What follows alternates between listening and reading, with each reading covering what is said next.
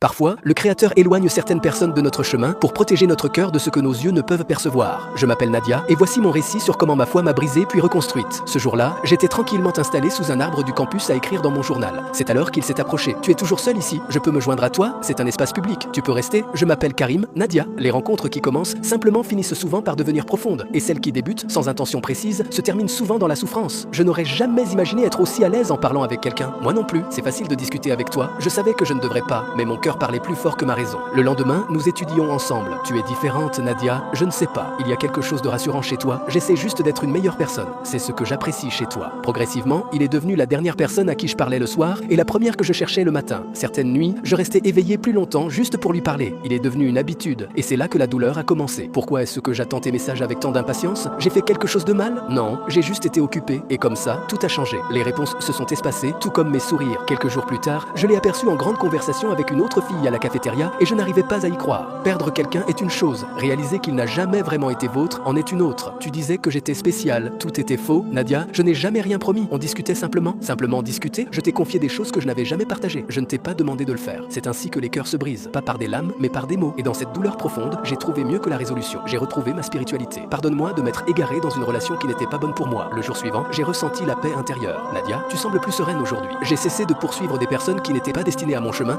et j'ai recommencé à chercher la lumière. Cher cœur, la prochaine fois que tu t'attacheras à quelqu'un, assure-toi que ce soit dans un cadre respectueux et que cette personne te rapproche de tes valeurs plutôt que de t'en éloigner. Grâce à Dieu. Parfois, la plus grande déception est la plus grande bénédiction car elle nous ramène à ce qui compte vraiment. Alors, chers amis, soyez patients jusqu'à ce que la vie vous offre la bonne personne au moment opportun.